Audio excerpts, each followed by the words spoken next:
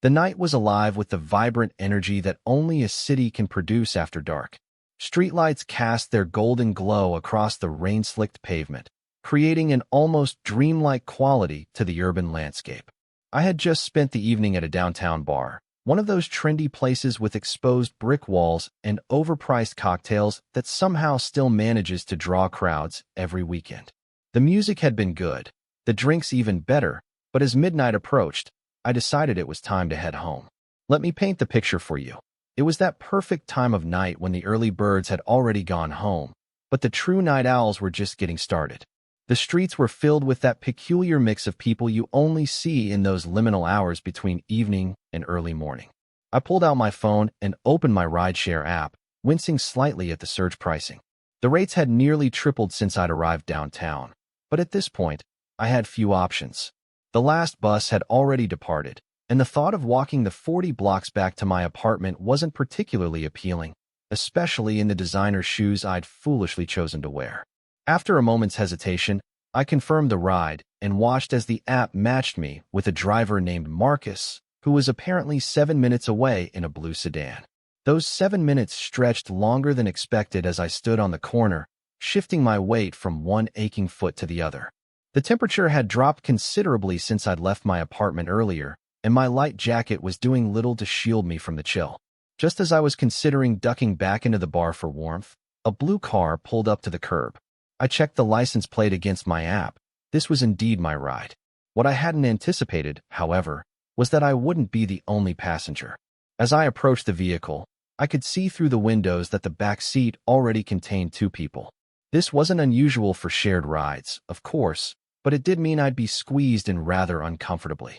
The driver, Marcus, rolled down his window and confirmed my name before gesturing toward the back door. "Sorry about the tight fit," he said with an apologetic smile, "but we're heading in the same direction as these folks." I nodded and opened the door, immediately facing the reality of my situation. The back seat was occupied by a couple who seemed deeply engrossed in their own conversation, barely acknowledging my presence as I awkwardly hovered by the door. This left me with no choice but to take the remaining seat, the middle spot in the front, between the driver and another passenger. It was an unusual configuration for a rideshare, but Marcus explained that his car was registered for this specific seating arrangement. As I slid into the middle seat, I became acutely aware of how close I was to the stranger on my right. He was about my age, maybe a few years older, with dark hair that curled slightly at the ends and a jawline that could cut glass. He wore a navy blue button-down shirt with the sleeves rolled up to his elbows, revealing forearms that suggested he was no stranger to the gym.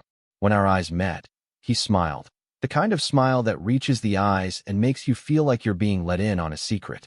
"Looks like we're going to be pretty cozy," he said, his voice carrying a hint of amusement. I couldn't help but return his smile as I fastened my seatbelt, acutely aware of how our shoulders were pressed together in the confined space. "I guess so," I replied, trying to adjust myself to create some semblance of personal space, an effort that proved largely futile. I didn't realize the car would be so full. The ride began smoothly enough. Marcus was a chatty driver, asking about our evenings and offering his opinions on various nightlife spots throughout the city. The couple in the back remained absorbed in their own world, occasionally laughing at private jokes or whispering to each other. My seatmate, who introduced himself as Elijah, was heading home from a work event that had run later than expected. "So what had you out tonight?" Elijah asked, turning slightly to face me, which only served to emphasize how little space existed between us. "Just needed to blow off some steam," I explained. "Work has been intense lately, and sometimes you just need to remember there's a world outside your office, you know?" Elijah nodded, his expression suggesting he understood exactly what I meant. "I hear that. What do you do?" And just like that, we fell into easy conversation. I learned that Elijah was a graphic designer for a marketing firm, while I shared details about my job in publishing. We discovered we had similar taste in music, both having attended the same concert just a month prior, though we hadn't crossed paths there. The coincidence seemed to delight him, and his enthusiasm was infectious. Our conversation flowed so naturally that I almost didn't notice when Marcus made a wrong turn. It was only when the GPS voice interrupted with a stern, recalculating route that I realized we were heading in an unfamiliar direction. Sorry about that. Marcus called over his shoulder. This construction has everything messed up. Give me a minute to get us back on track. I glanced at my phone and noticed with dismay that the estimated arrival time had jumped by 15 minutes. Worse still, the fare had increased accordingly. I couldn't help but let out a small groan of frustration. Everything okay?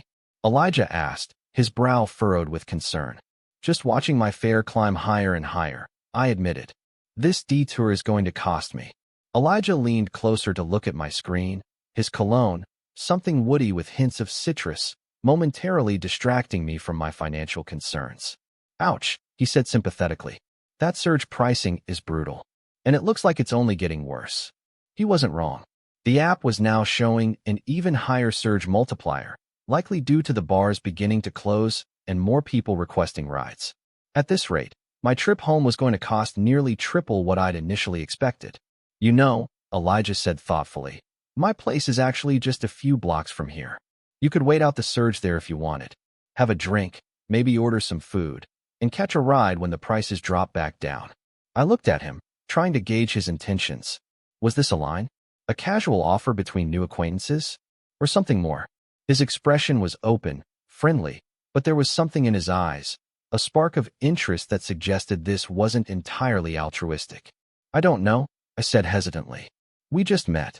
Elijah held up his hands in a gesture of innocence. Totally understand. Just trying to save you some money. No pressure at all. But I make a mean nightcap, and I've got a comfortable couch if you're worried about the time. Before I could respond, Marcus took another unexpected turn, and the couple in the back seat finally broke from their bubble to complain. Hey, man, you're going the wrong way again, the man said, his voice tinged with irritation. The app is recalculating, Marcus explained, sounding increasingly flustered. There's a lot of road closures tonight.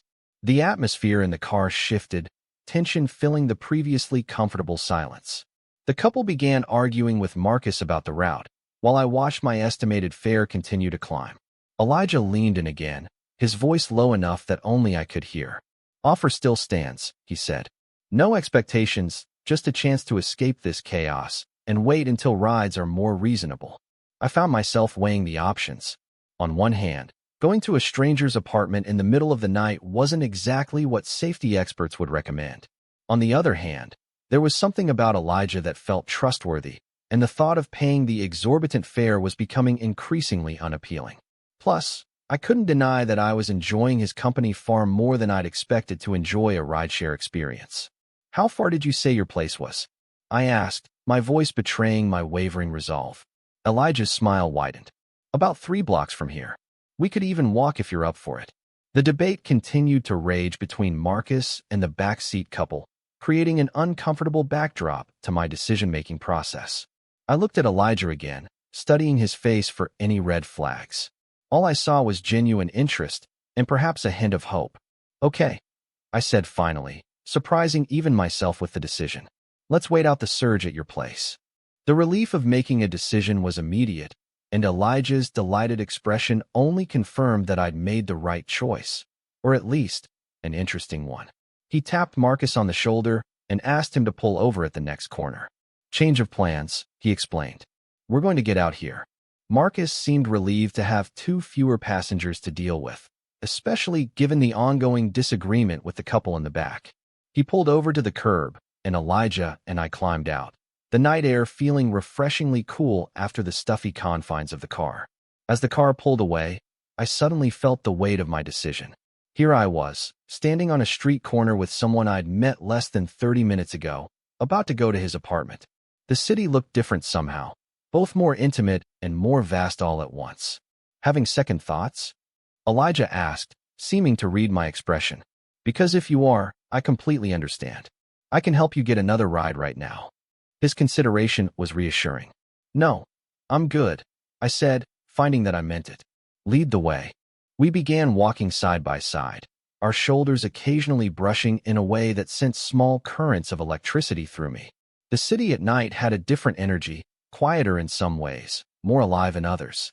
Neon signs from late-night establishments cast colorful glows across our path, and the distant sound of music from a club provided a soundtrack to our journey. So, Elijah began as we walked.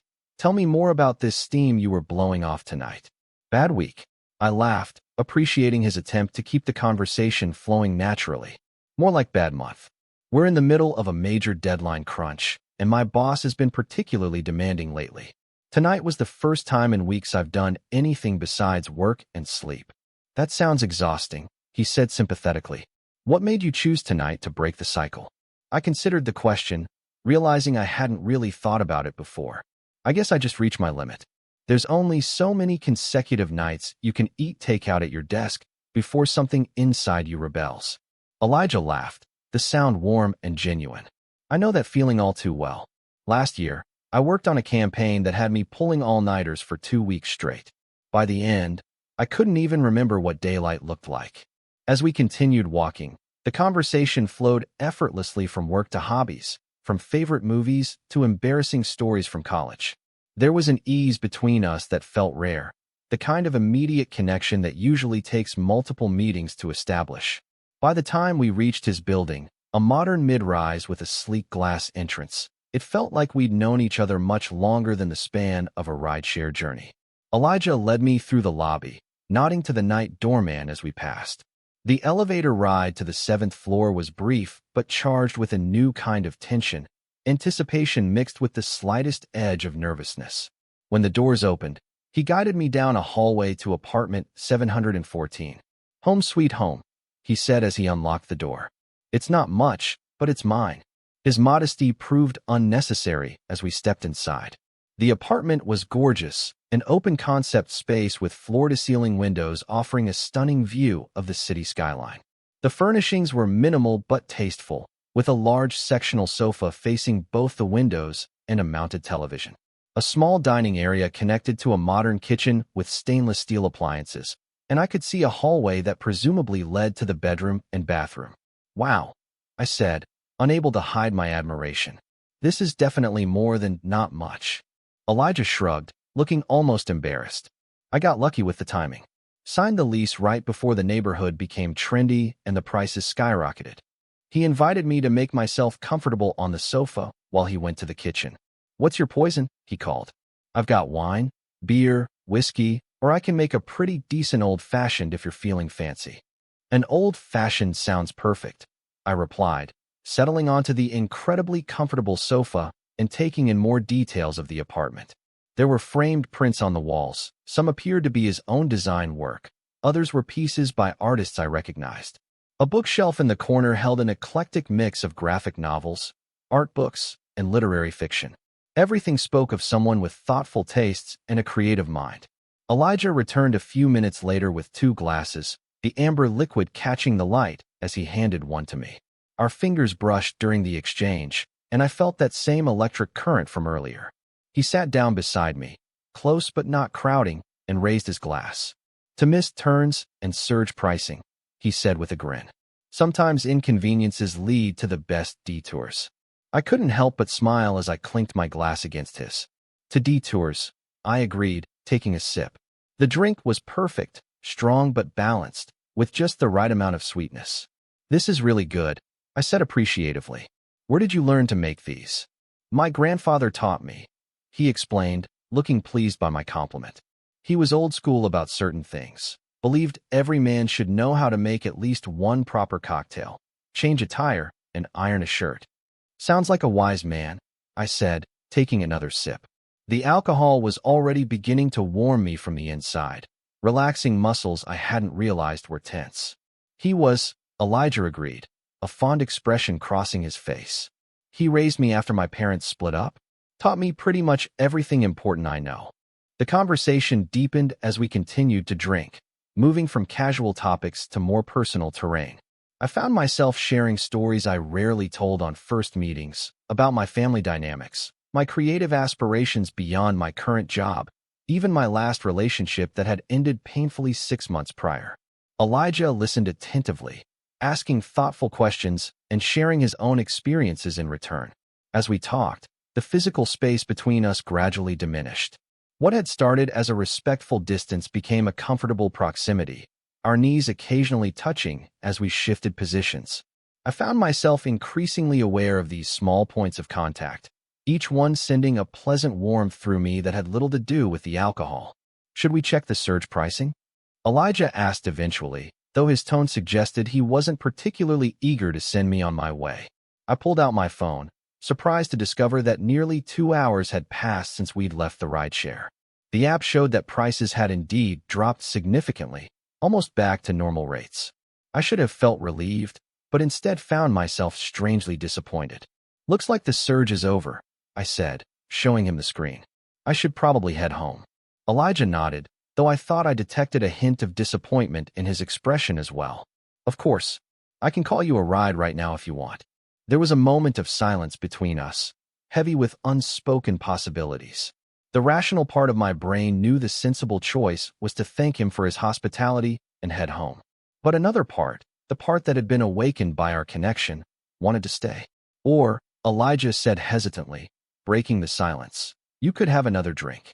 No pressure at all, but I'm enjoying your company, and it seems like maybe you're enjoying mine too. His directness was refreshing, cutting through the uncertainty that had begun to build. I found myself smiling, a decision forming before I'd consciously made it. I am enjoying your company, I admitted. And another drink sounds nice. The relief and pleasure that crossed his face was worth any potential morning after regrets. He took my glass to refresh our drinks, and when he returned, he sat closer than before. This time, there was no pretense of accidental contact. His thigh pressed against mine intentionally, and I made no move to create distance. As we sipped our second drinks, the conversation took on a different quality, less about getting to know each other's histories and more about exploring the connection that was clearly forming between us. His gaze lingered longer, and I found myself studying the curve of his lips, the way his eyes crinkled slightly at the corners when he smiled. Can I ask you something? He said, his voice softer than before. Of course. When I suggested you come back here, did you think I was just trying to hook up? The directness of the question caught me off guard, but I appreciated his straightforwardness. The thought crossed my mind, I admitted, but it didn't feel like that was the only reason. Elijah nodded thoughtfully. I won't pretend I don't find you attractive, he said, his eyes meeting mine with an intensity that made my breath catch. But that's not why I invited you here. Or at least, not the only reason. There was something about our conversation in the car, a connection I don't often feel with people I've just met. His honesty emboldened me. I felt it too, I said, surprising myself with my candor. Still feel it, actually. The moment hung between us, charged with possibility. Elijah's gaze dropped briefly to my lips before returning to my eyes, a silent question in his expression. I answered by closing the distance between us, pressing my lips to his in a kiss that started gentle but quickly deepened as he responded with enthusiasm. His hand came up to cup my face, his touch both tender and confident as he angled his head to deepen the kiss. I felt myself melting into him, all the tension and stress of recent weeks dissolving in the heat of our connection. When we finally pulled apart, both slightly breathless, his eyes were dark with desire. That was, he began, then shook his head with a smile. I was going to say unexpected, but that's not quite right. More like hoped for, but not assumed. I laughed, feeling lighter than I had in months. I know exactly what you mean. What followed was a night of discovery, learning the contours of each other's bodies, the sounds that signaled pleasure, the rhythm that built between us as naturally as our conversation had. There was a freedom in being with someone new, someone who didn't carry the weight of past arguments or disappointments. Just two people finding joy in each other's company, in the unexpected connection that had sprung from a crowded rideshare and a missed turn. Morning found us tangled in his sheets, sunlight streaming through windows we'd forgotten to cover in our eagerness the night before. I woke to the smell of coffee and the sight of Elijah, wearing only pajama bottoms, standing in the doorway with 2 steaming mugs. Good morning, he said, his voice still rough with sleep. I wasn't sure how you take your coffee, so I brought cream and sugar separately. The thoughtfulness of the gesture touched me in a way that felt almost more intimate than our physical connection had been. As I sat up, accepting the mug gratefully, I was struck by how comfortable I felt in his space, in his presence. Thank you, I said, taking a sip of the perfectly brewed coffee. For this, and for last night. Elijah sat on the edge of the bed, his own mug cradled between his hands. Thank you for taking a chance on a stranger who suggested waiting out surge pricing at his place, he said with a smile. Not exactly the safest sounding proposition. I laughed, acknowledging the truth in his words. Something told me you were worth the risk. We spent the morning in a lazy haze, sharing more stories and stealing kisses between bites of the breakfast he insisted on making. There was none of the awkwardness I'd experienced in previous morning afters, just a continuation of the easy connection we'd established. Eventually, though, reality intruded. I had commitments for the day that couldn't be ignored, and Elijah had a deadline of his own to meet. As I gathered my things and prepared to finally request that ride home, there was a moment of uncertainty between us. So, Elijah said, hands in his pockets as he watched me check my phone, I'd really like to see you again. Preferably not just because of surge pricing and wrong turns. The hopefulness in his voice matched what I was feeling, that rare sense that something significant had begun, something worth exploring further. I'd like that too, I said, feeling a smile spread across my face. Very much. We exchanged numbers properly, though it felt almost funny to be doing so after the intimacy we'd already shared. As my ride approached, Elijah walked me to the door of his building, where we shared one more kiss. This one filled with promise rather than just desire. Text me when you get home, he asked, his hand lingering on mine. I will, I promised, reluctantly pulling away as my ride pulled up to the curb. As the car drove me through the morning streets, retracing a route similar to the one that had gone so wrong the night before, I couldn't help but smile to myself.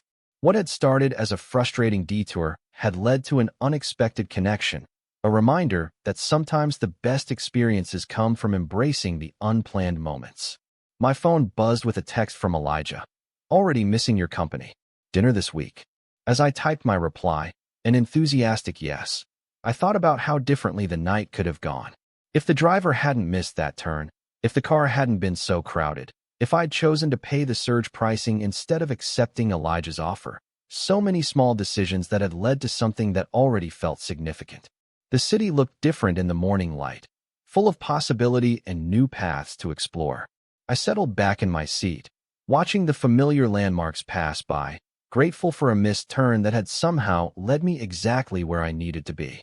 Total _char_count, 18,745.